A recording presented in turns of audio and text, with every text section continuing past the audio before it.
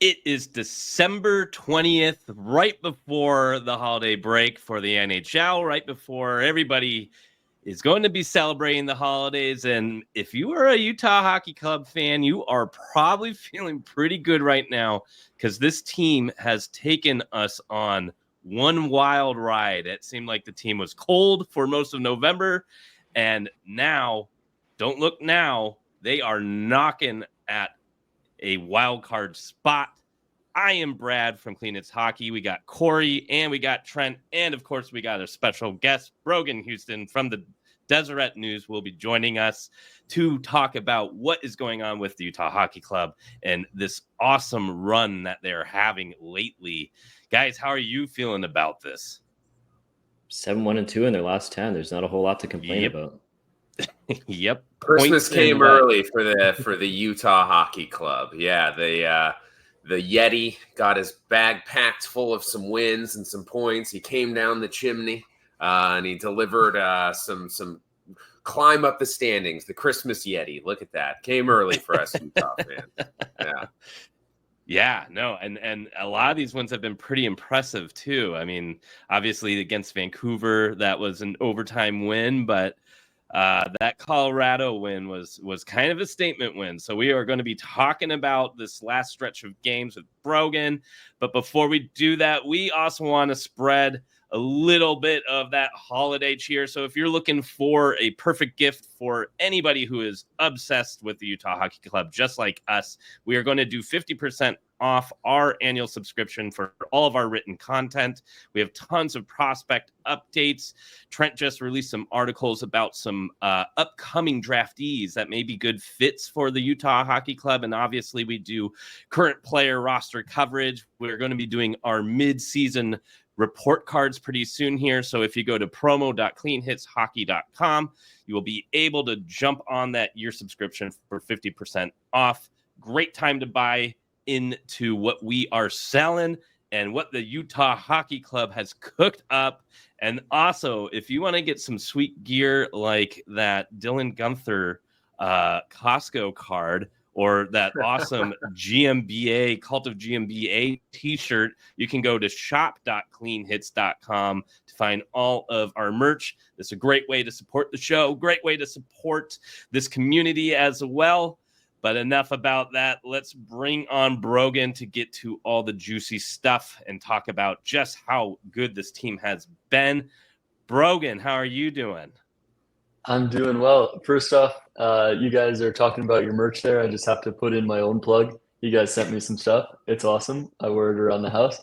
I don't know if I should wear it on camera, to be a neutral reporter or whatever, but it is excellent stuff. High quality too. Awesome. Thank you for that. Awesome. Well, and it did arrive this time. Yes. Phew. I may have dropped the ball the last time, but that's all right. We got it to you. Well, hey, a couple weeks ago, Cole Bagley came on the show from KSL, who was a kind of diehard Pittsburgh Penguins fan, grew up a Pittsburgh Penguin fan. You grew up as a Vancouver Canucks fan and got to kind of take in the first time the team that you are covering is playing against the beloved childhood team. What was that experience like? What was that overtime win like? The mixed feelings? Were you excited to maybe kind of talk to some of the Canucks players? Break that whole experience down for us. Yeah, it was kind of crazy. I've actually been dreading it this whole time because, I don't. So let me go back a little bit. When I was like 10 years old, you remember that game NHL Slapshot on the Wii, the one with the Wii stick and Wayne Gretzky on the cover? I used to play that, and it had the Pee Wee to Pro version. It was like revolutionary technology in 2010, and I did the Pee Wee to Pro. I was drafted to the Nashville Predators because that's just what they put me as. And whenever I'd play that, I would play every single game, and then I would do the simulation for just the Canucks games. Because as a kid, I thought that was sacrilege. You can't play against the Canucks, So I had to simulate those games. Didn't want to be a part of that. Fast forward, 14 years later, and now, not that I'm rooting for the Utah Hockey Club or anything, but my job is easier when they win. People read it more, and I get better quotes from the guys and whatnot. So, it's always helpful when they win. And so I was kind of dreading it. I was like, man, I can't hit the simulate button on this game.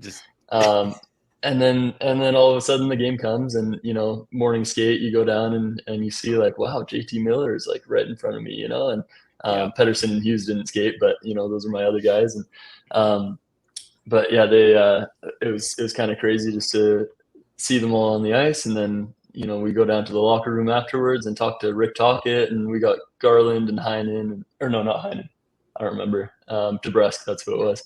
Yeah, and we just talk to everybody, and that part of it I've kind of gotten used to now.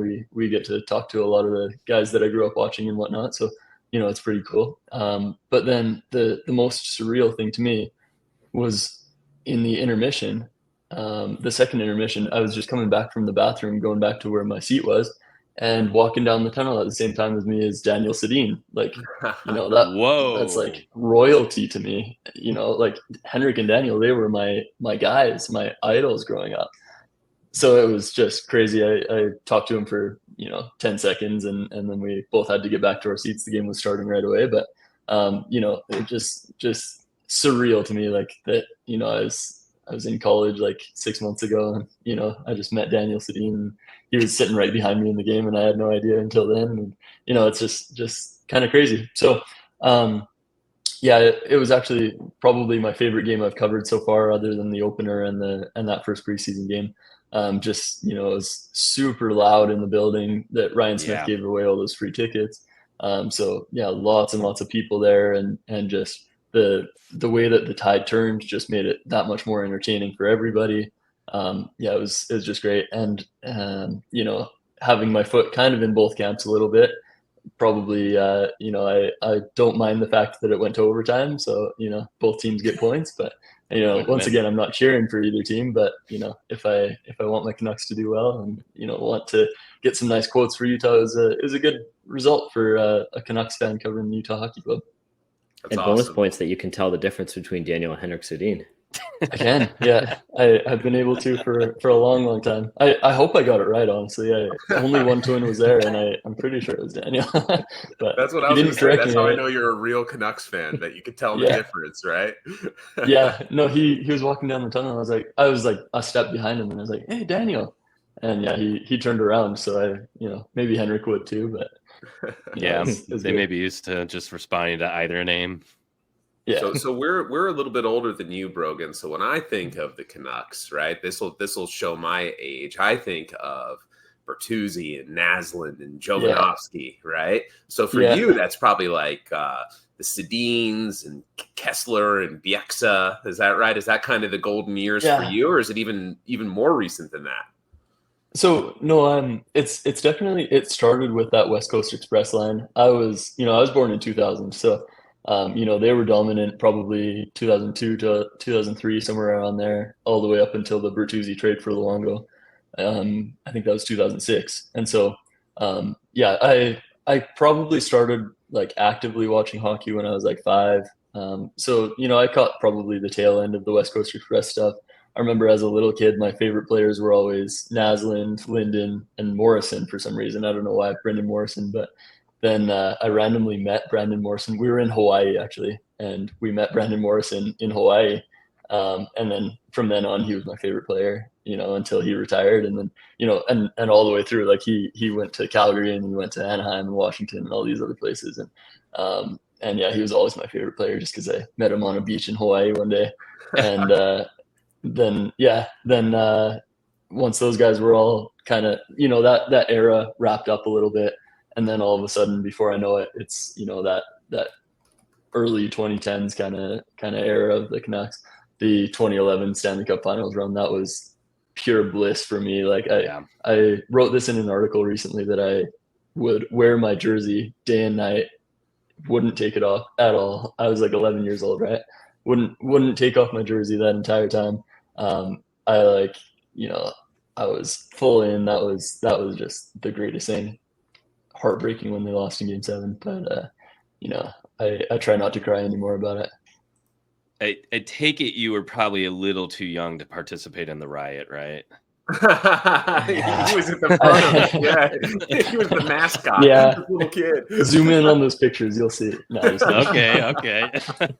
Yeah, I actually lived in Alberta Brogan, at the I time. remember Brendan Morrison winning the Hobie Baker and watching him with the Wolverines. No and way. I was such a little kid that I was like, "Oh man, Michigan Wolverines! This is like the best program ever!" You know, at Yale Ice Arena, and So I'm much older than you, Brogan. Yeah, that's awesome. Brogan, you mentioned the arena, just how loud it was the other night. A couple of big home games this year between the home opener, Corral Vejmelka's 49 save night against the Hurricanes, and then obviously the OT win against Vancouver. Is that the loudest you've seen it this year? I'd say those are probably the top ones. That and the preseason game, the one against the Kings. That one just blew the roof off. Take your pick out of probably those two first games first, the Kings and the Blackhawks. Those were probably the loudest, just because everybody had this excitement built up for the last 6 months, and then all of a sudden it can explode now. And then I'd say the Carolina game and this Canucks game, they were right up there. And I imagine a different atmosphere too, right? With Ryan Smith's very generous community initiative giving away those extra 2,000 seats to fill in the corners in the upper bowl there, and 17,000 fans in there rather than 11. And of those 17,000, Ryan Smith, even one of them, you could see him banging on the glass after Sergachev's OT winner there against the Canucks. Oh yeah. No, he's just as much of a fan as anybody else. One thing that I've noticed, and it's kind of been slowly developing, is that Utah chant, and it comes over on the television clear as day. And I was trying to think of it. There's not many teams in the league that are 2 syllables like that. And it just sounds like really imposing, and it sounds heavy because of the way the actual word syllable sounds bar, and and I just kind of wondered if that's just totally goosebump inducing when you're in the rink. Yeah, it's pretty cool. I don't know if it comes through on the TV as well, but it's often one section chanting you and then the next section chanting ta, and so it's like, they say you, they say ta, and it's really cool. I love that it's very organic in the way that it comes up too. It's a little bit less like a lot of times over the PA system or the sound system anyway, it'll be like, let's go syllables, whoever it's going to be, right? Like it's sort of like the in-arena entertainment team is getting it going, but the Utah feels much more organic and definitely sounds super cool. It's something I hope that they continue to do and move away from the more formulaic stuff that kind of every team that doesn't have a more organic identity is doing. You know what I mean? I think it's really cool. Yeah. No, I agree with that. I also like the one during the national anthem where, it's Ose can you ta. I think that's kind of cool. Ose can you ta. Yeah, I love it. Love it. Yeah. Yeah. I don't know if they show that on the TV. Sometimes they show the anthems, sometimes they don't. But it sounds pretty cool in the arena. So as we get into this last stretch of games before the break, again, they're playing Anaheim on a Sunday as in kind of a matinee game, mid-afternoon, and then they play Monday, so back-to-back, and then we'll play after the break on Friday. It feels like between the Minnesota game and this little stretch, it could really define where the team is coming into 2025. And again, currently they have 35 points in 35 games played and are a +4 in the goal differential. And to me, that is kind of a key stat here, because the 2 teams in the West that are above them, there are 3 teams rather, are directly above them, Calgary, Colorado, and Vancouver.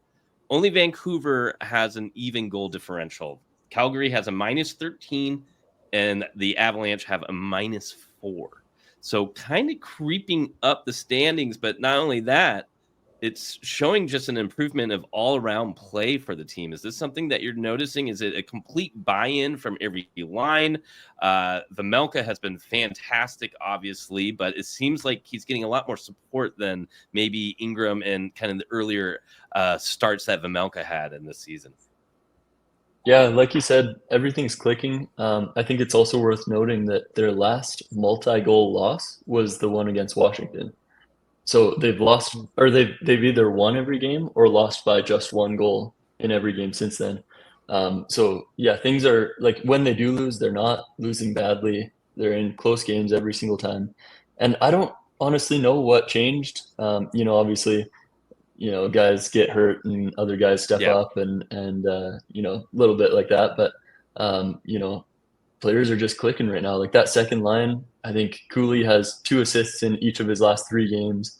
Keller has 4 goals in his last 4 games. And I think, who else does? Somebody else does as well.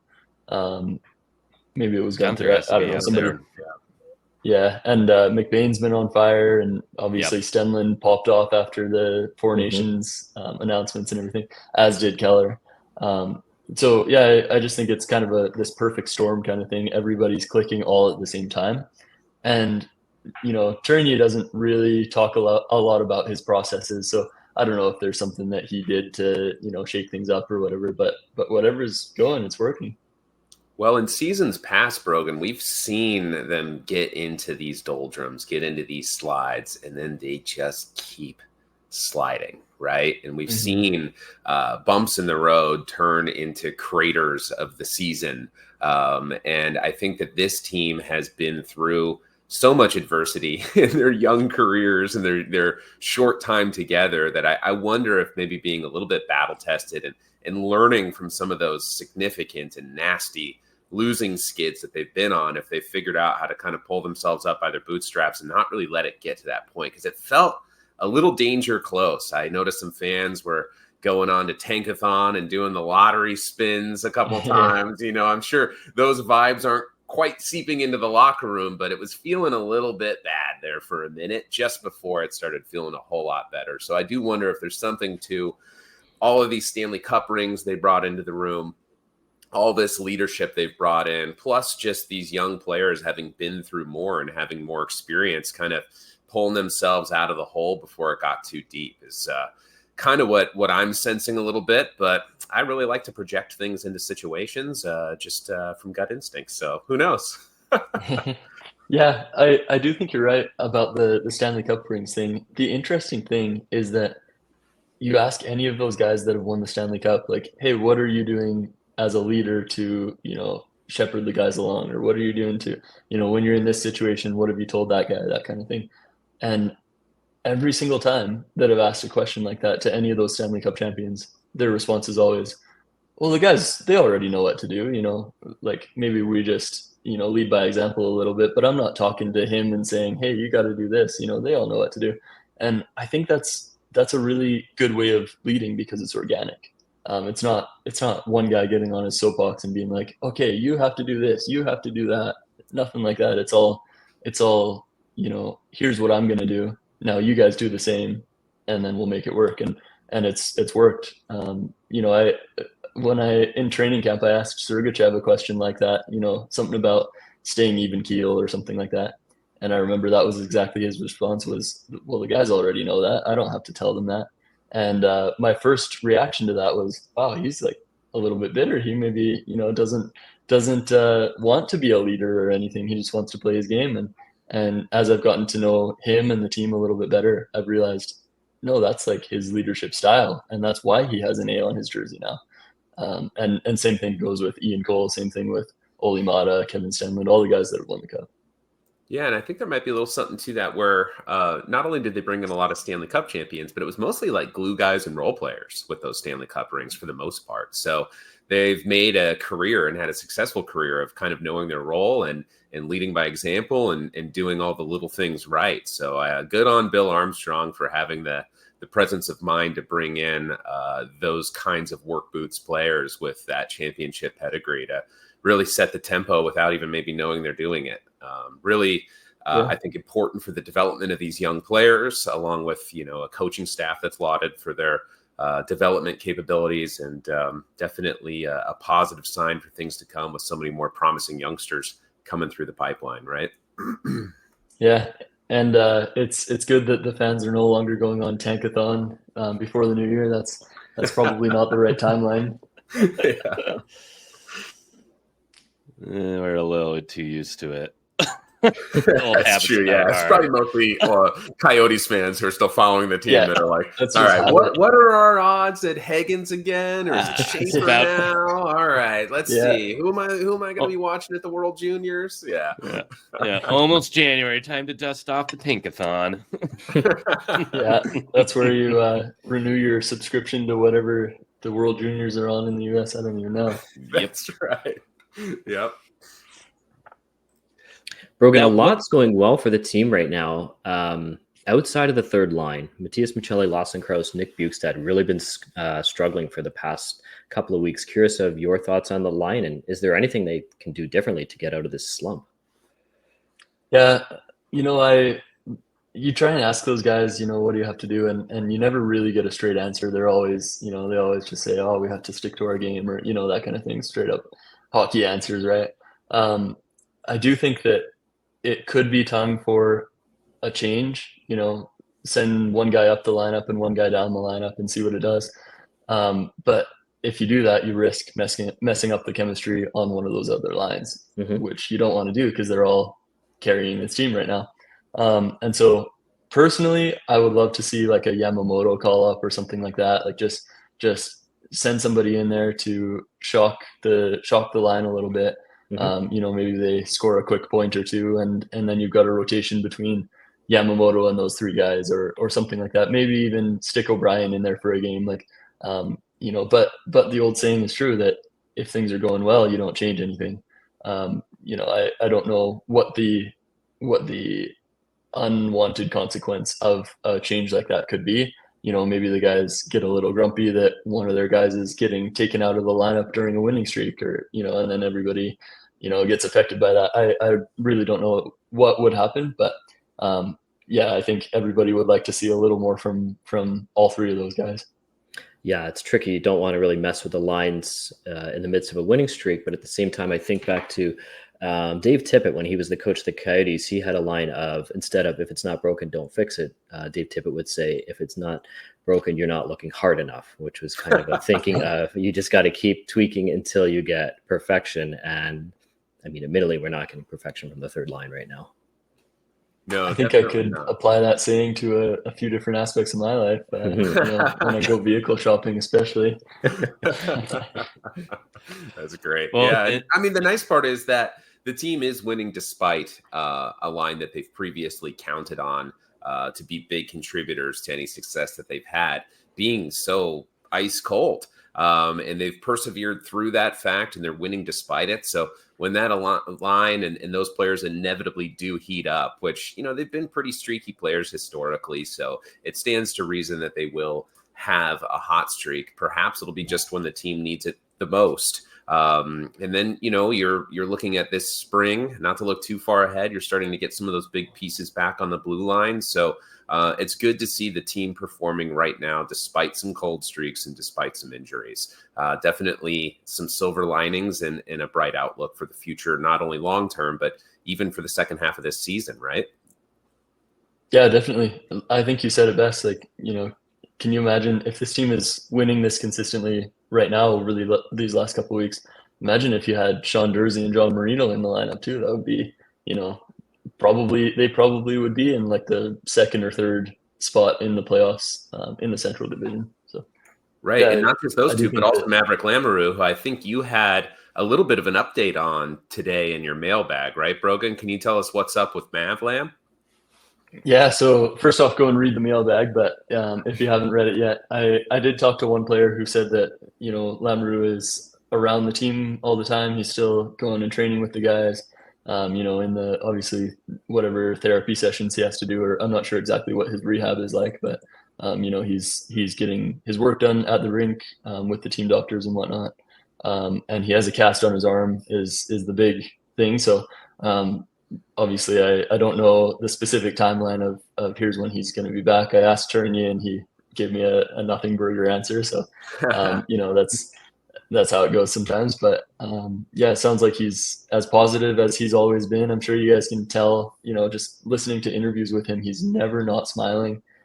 He just loves life, and it probably hasn't changed with this injury. So I've got a follow-up question to that. If he's got a cast on, Brogan, how much would we have to pay you to ask him to put a clean hit sticker on that cast? If I see him, I'll try. All right, I'll send you a whole grip of clean hit stickers just in case. Yeah. Sorry in advance, Mavlam. And if you haven't checked out the mailbag article, it's something that's really cool that Brogan is doing for the Deseret News. And you can follow Brogan on X at Houston_Brogan. So make sure you are following him and checking out his written content. Now, talking about chemistry changing with the idea of Marino and Jersey coming back, or the idea of having to mix up the third line, I kind of want to talk about how important it seems that the lines are finding chemistry. The defensive pairs seemingly are set now, and the lines haven't been mixed up all that often for a good chunk of this kind of winning stretch right now. I feel like the unsung heroes here may be that fourth line. Carconi has 3 goals, 5 points in this stretch in the last 10 games. Stenlund has 4 goals and 2 assists. And then Kerfoot has 2 goals and 3 assists. So that line is producing, and it's been really good to see those 3 active lines being able to pot in some timely goals, being able to kind of support each other. And on top of it, it feels like the Mata Sergachev pair, the Cole Kesselring pair have really kind of stabilized as well. Is that something you're kind of seeing? Yeah, I'd also add Vladislav Kolyachonik in there. Yeah, I don't actually know how to properly pronounce his last name. No, you got it. Breaking news here, but I think all those guys are playing above expectations right now. I do think it's a luxury to have Alex Kerfoot on your fourth line. I think a lot of teams would not have him on the fourth line. But when you can have him there, that's a benefit, and you roll with it. And Kevin Stenlund is just playing his role, and then obviously he's had some offensive success now, just kind of coming out of nowhere after that Four Nations face-off roster came out. And so, I just think everybody's doing the roles that they're hired to do, basically, and it's working out for everybody. With the exception of one guy who's doing much more than his role, his job requirement exceeding everyone's expectations, and that's Karel Vejmelka, who I think nobody was expecting this from. I think that over the course of his career, he's had some hot and cold streaks, and us cagey old Coyotes fans are waiting with bated breath to see how long this can be sustained, and hopefully for the long term. But he's been on fire and really given this team a chance. He's been really good in the starts that he's gotten. The fans are embracing him, chanting his name. He seems to be having like a storybook resurgence here. What are your impressions of what's been going on with Vejmelka, the vibe around him and around the team with him? Anything that you can share on the goalie front? Yeah, I just think he is having the time of his life. Every time you talk to him, he's just beaming with joy. Seems like he's on top of the world right now. One thing that I'm wondering is, when is it appropriate to start talking about him in the Vezina conversation? The way that he's turning around the team and all that. I don't know if I'd put him in the top 3, but maybe top 5. Are there four goalies in the league that have done a better job than he has this year? I really don't know. Maybe we have to see a few more games on him before making that distinction. But yeah, he's been good. The team's been good around him. The team has been good in front of Jackson Stauber as well. And he's a really good kid too. I like him a lot. So I'm not a big goalie guy. I don't know like all the technicalities of goaltending and reading the angles and reverse VH, all those technical terms that people throw around. I don't know like the details of the game as well from that side, but I do know that he's doing well. The guys like him. He's having fun. it's successful right now. Well, if they were doing the Vezina voting for just November and December, he might win the thing. So we'll see how it goes in January, February, March, and beyond. But if they were doing just 2024 voting, he would definitely have a shot at it for sure. Mm-hmm. On the topic of goaltending, any further insights on the status of Connor Ingram, or is it just kind of status quo there? Yeah, so he skated in Colorado at Mooring Skate there. We asked Turney about it. He said it was kind of just one of those routine things, just testing to see where he's at. And then afterwards, he hasn't skated. So that the team has done a few morning skates and practices since then, and he hasn't skated with them at all. And so Turney said that was kind of where they kind of gauged how far he's come. They realized that he's not ready to return, and they don't have any further update than that. Originally, they said day to day. They haven't changed it from day to day to like week to week or anything. They haven't put him on LTIR, not that they need to anyway. But so I think that it's probably more of a longer term thing than we think. And that's probably a good thing for Jackson Stauber. I think he deserves a real shot in the NHL. Obviously, I'm not saying it's a good thing that Connor Ingram's injured or whatever's going on, but I think when one guy goes down, it's another opportunity for another guy, and I think Jackson Stauber is going to prove that he probably belongs in the NHL. Absolutely, and it sounds like he's probably going to get one more game here before the holiday break as well. Yeah, I'm sure he'll get one of the starts either Sunday or Monday, probably Sunday, but we'll see. Yeah, and speaking of those games, so Anaheim obviously on Sunday, and then they go right into a game against the Dallas Stars, have 3 games off, and then they will be playing the Colorado Avalanche, and then they have another back-to-back before the new year with Seattle and Edmonton. So you're looking at that lineup, and outside of Anaheim, every single one of them is a playoff team right now, or in the case of Seattle, knocking at the door too. So this is going to be a very important stretch. And I think Calgary's right after Edmonton, to be honest. So I think it's going to be really interesting to see if Stauber gets a little additional starts here, because we know Vemelka has been playing a very heavy workload lately. And I think Stauber's shown that he can take those starts, and maybe if he gets a start in either Anaheim or Dallas and gets another dub, maybe he'll get a couple more on this next string of games. Yeah, I think that's exactly it. You play it.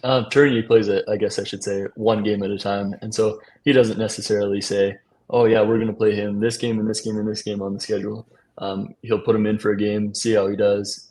If it goes well, then see where he can get his next start. If it doesn't go well, then see what his other options are, and maybe give Vemelka another extra game or whatever. But I think that's about right. I'll also add that those next 8 games, every single one of them is within the Western Conference, and so wow, all of those teams are teams that they want to eventually pass in the standings. So it's a really important stretch. Yeah, exactly. Yeah, regardless of how this stretch goes, I have a sneaking suspicion that this can be a stretch at the end of the season that everybody will point to and say that this had a huge impact on wherever it is that they end up, for better or for worse. Yep. Now, and then starting. Go ahead, Trent. Well, I was gonna switch subjects, so go ahead, Brad. Yeah, if you got another point. No, I was too. So you switch first. Well, I was gonna say, speaking of a stretch in a time of year, we're coming up on the greatest time of every year. The time this year where Ryan Leonard and James Higgins and Perreault and Bouillon and Augustine are going to run wild all over Canada and smash you guys up and down the World Junior Championship and win gold like America should. Coming up pretty soon, Brogan. Tell me, how invested are you going to be in the World Juniors this year? Well, first, I think Corey and I are going to gang up on you guys. We're going to unite the two sides of Canada now, and we're gonna tell you what's up. But I am very excited for the World Juniors. I always am. I usually try to watch almost every single game if I can. Sometimes I skip like the Germany, Switzerland, or things like that. But Canada, USA is must watch hockey, no matter if it's yeah, exactly. But some of those games are actually more entertaining than the big ones sometimes. You can get like a 9-0 blowout, or you can get a 2-1, like close game, and it's always just fun. The way I compare it, for those who might not be as familiar with hockey, I compare it to the NCAA March Madness tournament. Just in, maybe not in magnitude relative to hockey, or I guess in magnitude relative to hockey, not in magnitude relative to sports. Right. And so, yeah, it's the big junior tournament in hockey, and you get to see the guys that you've been wondering about this whole time. You get to see them in action, and so Utah fans might be familiar with Dylan Guenther's gold medal winning goal. I think it was two tournaments ago. He scored the game winning goal for Canada to give us the gold, and it was a great moment. He was playing on a line with Connor Bedard and Logan Stankoven, so it was awesome, and just so many good times. I was actually talking to Dylan Guenther about that the other day, and he said that's the biggest goal he's ever scored in any level. And he's won 2 WHL championships. Obviously, he's played in the NHL for a bit now, and he said that's the biggest goal he's ever scored. So hopefully fans will appreciate the caliber of this tournament. Yeah, it's going to be a great tournament. And I was joking a little bit about USA. They do have a really great top of the roster lineup. That first line, the first D pairing, and the starting goalie are incredible. It gets real thin after that. They're kind of like the like Edmonton Oilers or Toronto Maple Leafs a little bit. And then Canada is sort of the opposite. I mean, you could almost make a medal round team out of the guys who didn't make the cut this year. So Canada just has incredible depth, even though they don't really have that marquee player that they usually do. I mean, Gavin McKenna will be, but he's not draft eligible till next year. So he's really young, 17 years old. So probably not ready to steal the show necessarily. So I think it's going to be a really close matchup, or at least a really interesting one in ways that it hasn't been the last couple of years. So I'm really looking forward to this particular. I always look forward to the World Juniors, but I think this particular tournament is going to be a lot of fun because it's kind of anybody's game a little bit more than it usually is. Maybe that's just the Yank in me being wishful thinking and overly optimistic, but I don't know. Our big dogs are looking pretty good, so we'll see.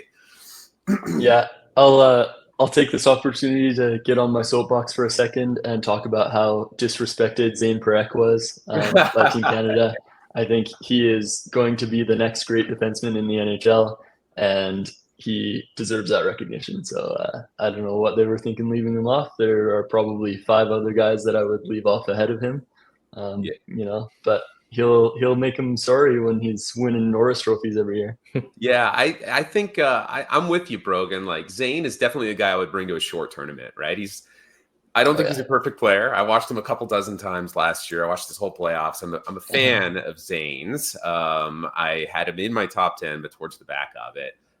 He's not really a systems player yet. I don't think he's got a lot of refinement to do. He's a bit of a rover. But at a tournament like this, where you got no practice time, you don't know anyone, you're just throwing it together, like, yeah, he'd be high on my list of guys to bring because he's not really dependent on a lot of structure and chemistry. He can just go. So I definitely would have brought him to the tournament as well. I'm definitely with you on that one. Yeah, I agree. It's funny too that we mentioned Tankathon and Gavin McKenna, and I know he's not eligible till the 2026 draft, but if he has a really strong tournament this year, he's already had a strong season as well with Medicine Hat, but especially if he has a strong tournament with the World Juniors, like how quickly is the sell-off from some of these NHL teams to start positioning themselves for next year, right? Give them a year and a half to really sink to the bottom and get themselves in the best position to get him in the 2026 draft. Yeah, the kid's been on fire since the moment he touched the ice in the WHL. Like he's going to be first overall. There's no question about it. Yeah, he'll be great for the University of Michigan next season too. When he's it up for the Wolverines and winning the Hobie Baker. Yeah, so that is the rumor, and if that happens, I'm going to actively cheer against Michigan. I like my WHL guys. Oh, come on! And then after that, it's Medicine Hat. I mean, He's in Medicine Hat. I can see how the silent song of Division I hockey and playing for the Michigan Wolverines might get to it, kid. I mean, let's give him a little bit of grace on that decision, right? Well, as the only person in this chat that has probably been to Medicine Hat, I'll throw that out there. Somebody correct me if it's wrong. No. Yeah, I Nope. agree with you. You agree? Okay, perfect. Yeah, All no, right. it's, Yes. there's nothing to do there. This is But, this good is little a time. pro Utah, anti Anaheim, anti Medicine Hat podcast. Suddenly. So, sorry, I actually, all of my our first ever. Clean Hits fans who are in Medicine Hats, the legion of Medicine Hat fans we have in our Discord. You're going to have to deactivate your account, get out, don't tune in. If you're anywhere in Medicine Hat, stop listening right now. That's it. Sorry, guys. I do have to shout out Medicine Hat. That was where my first ever hockey tournament was. It was actually Very in cool. Red Cliffs, which is just outside of Medicine Hat. But yeah, Nice. it was. And we actually, my dad bought our like family van in Medicine Hat, and I went with him to pick it up. I was probably like 8. So those are my 2 trips to Medicine Hat. Were those 2? And yeah. It is not Anyway. close to Kelowna. That is quite a haul. No. We lived in Lethbridge at the time. Oh, I see. Okay. All Yeah. right. Yes. Much closer to Lethbridge. Yeah. Yeah. I've watched quite a few Medicine Hat games, over the last couple years. They've had some interesting prospects. It looks like good vibes in there, good family friendly activities. So Oh yeah. I And they've kid. produced some I good meant players. not to truly besmirch the good people of Medicine Hat. You're walking back Yeah. now. Salt of the earth. Salt of the earth there at Medicine Hat. But Yeah. No, they've got a nonetheless, good I'd probably hockey rather be program at though. Yost lighting it up for the Wolverines. Just saying. Yeah. Yeah. Well, and if you are wanting to watch the World Juniors, the Utah Hockey Club does have 5 prospects that are going to be participating in the tournament across 4 different countries. And I'm going to try to pronounce all their names correctly right now. So obviously One of them, former- though, is in Medicine Hat. VT Väisänen for Team Finland. Well, you just helped me out is there. a Medicine Hat Tiger. Just saying. Sorry, Brad. Didn't mean to step on you. So, And So I sorry, really Väisänen, any the chance people we in have of Medicine getting Hat VT and VT. Väisänen on this show. He's never coming on now. We just had Thomas Lavoie on a couple weeks ago. His fellow third rounder, VT Väisänen, probably will never join us after what I said about Medicine Hat. But Go You Finland. can close that book. But yes, Väisänen will be playing for Team Finland. Melker Thielen will be playing for Team Sweden. And then we got Wojtek Hardik and goaltender phenom who's been lighting up the NCAA recently, Michael Rabel, will be playing for Czechia. And then, of course, Cole Baudouin, the first round draft pick of the 2024 draft, will be representing Team Canada. So pretty exciting there. I Friend know. of the show, Brad. You got to LB throw that in. Cole Baudouin, friend of the show. Yeah, we had make him sure on you check the our interview with him. If you haven't seen the But- interview, check it out. It's evergreen. It's not really evergreen, but watch it anyway because it's a lot of fun and he's a great kid. Yep. Yeah, but really exciting. This is always a great time to kind of get your finger on the pulse of the prospects, how they're developing. And, these are the types of tournaments that can just kind of create stars or really hype up certain players. So there's been plenty of players down the history of the World Juniors who have taken enormous steps in their development and their projections from having a good tournament. So having someone like Cole Baudouin go off in this tournament could be really, really exciting for the center pipeline for the Utah Hockey Club. And that's exactly how Dylan Gunther kind of put his name out there as well. Like a lot of people, just knew him as a 9th overall pick at one point, and then all of a sudden he's lighting it up for Team Canada with Connor Bedard, and all of a sudden that's kind of when Canucks fans went all sour and said, "Wait, we got Garland for this guy." Like, not that Garland's a bad player, but Gunther's got some upside. So yeah, like you said, people can make their names at that tournament. Yeah, not only Garland though, but you also got to buy out OEL's contract, so you got that too. Oh man, yeah. man. But you guys took not OEL. We took OEL. You guys took Louis Eriksson and Beagle. Antoine Roussel and Yeah, only for like It's 1 year, 1 year each. Yeah. Yeah. OEL's buyout still going, it's still active, still Yeah. dead cap today. Nonetheless, I'd look at Michael Robel as a potential revenge tour candidate here. He had an amazing year in Division One. He had a really great NCAA tournament. He took a lot of flack for his performance at the World Juniors last year. I think a little bit unfair, but nonetheless, the overall book on his performance was not that positive last year. And I know that he's got another gear that he didn't show there. So I'm really looking forward to seeing if Robel can step up and prove some doubters wrong and establish himself on the world stage as strongly as he has there in the NCAA. So that's one guy that Utah fans should keep an eye out for, I think, is the goaltender for Czechia, Michael Robel. The guy's massive too. Mm-hmm. Yes, he is. It's like every fifth grader's idea of just getting the tallest, biggest guy and making him the goalie.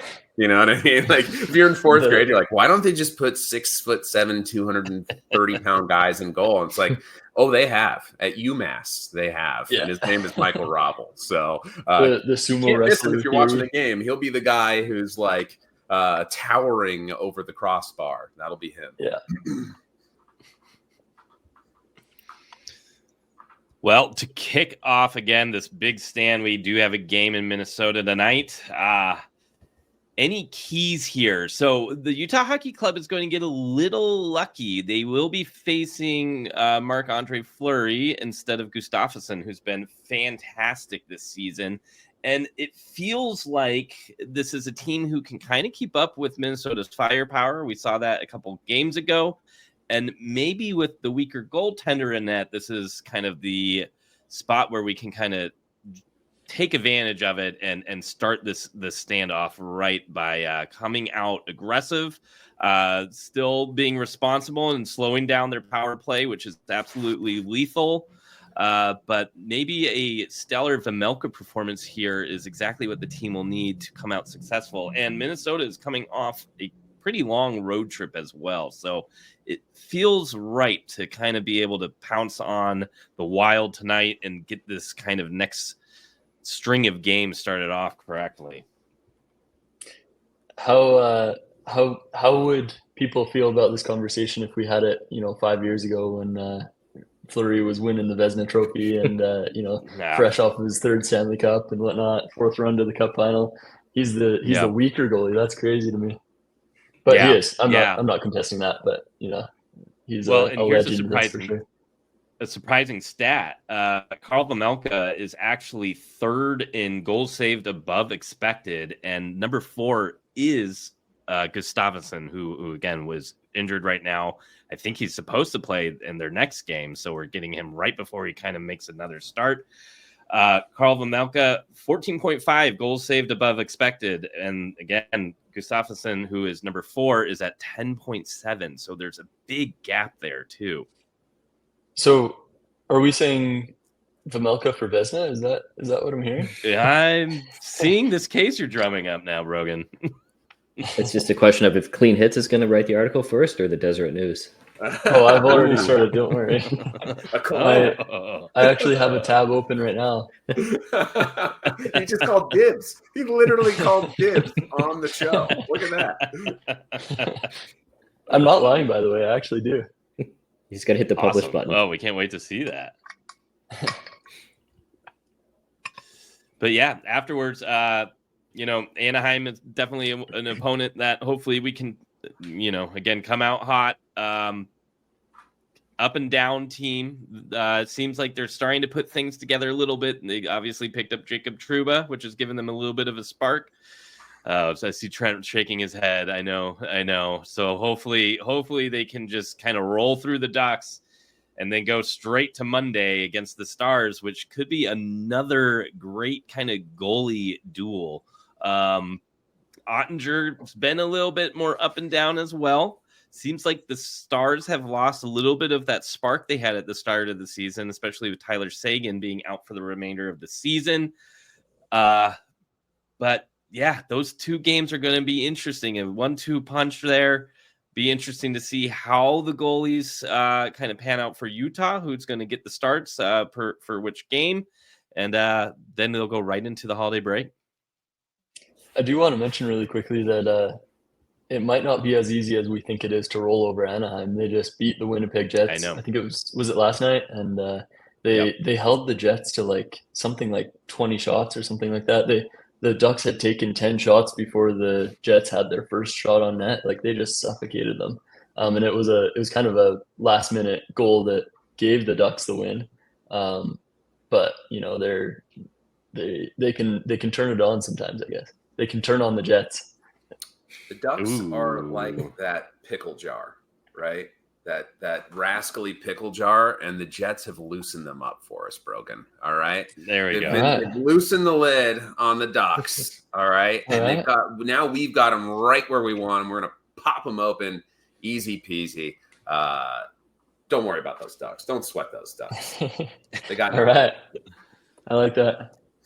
That could be a testy game, because the last time these two teams faced off, there was that kind of wild game where Josh Doan got in a fight, overtime loss, but it was really back and forth. Just kind of epic comeback after epic comeback for both teams, until the final sweat into overtime. But this could be a game that starts off a little feisty right from the puck drop.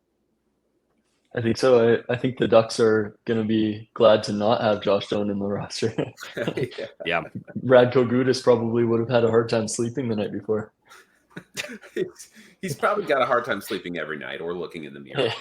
Anyway, having said that, if Utah should lose a game prior to the Ducks, which hopefully they will not, I wouldn't mind seeing Liam O'Brien draw into the lineup.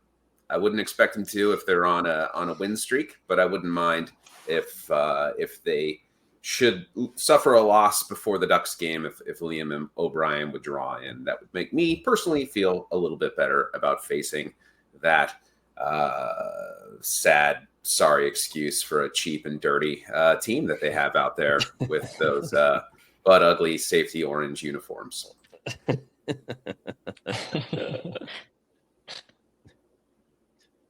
Well, yeah. That game is definitely one I have circled. Another one I have circled coming up will be January 10th against the San Jose Sharks, because this seems to be a little bit of a rivalry brewing as well. But as we mentioned, tons of important games against Western teams coming up. The stretch is going to be extremely important. How many times can I say important in one sentence? 5. Anyways, anything else you want to say, Brogan? Anything else you got coming out you want to make sure everybody hears about? Again, the mailbag's absolutely fantastic. It's such a great way to get involved as a fan, get some questions directly to Brogan himself. Again, you can find him at the Deseret News. Yeah, no, I think you covered it all. Just next time I put out a mailbag, just make sure to put your questions in there. I only got a few questions this time, so you know, need some more participation from you guys. So not from you guys, but like from all the listeners, you know. So yeah, just send your questions and we'll ask some of them, not all of them, but you know, get them mostly answered in the article. And everything's good. All right, awesome. Well, this was the Clean Hits Hockey Podcast. Again, thank you, Brogan, for joining the show. Corey, Trent, anything else you guys want to sign off with? Let's just keep this winning streak going. All right, let's do it tonight against the Minnesota Wild. Again, you can jump on our holiday promo. That is promo.cleanhitshockey.com for 50% off an annual subscription to our blog. That promo will be going until January 1st, 2025. Otherwise, have a fantastic weekend, everybody. Let's get this first game done in Minnesota and then beat down on the Ducks to really make Trent happy. Otherwise, this is Brad signing off. Adios, everybody. We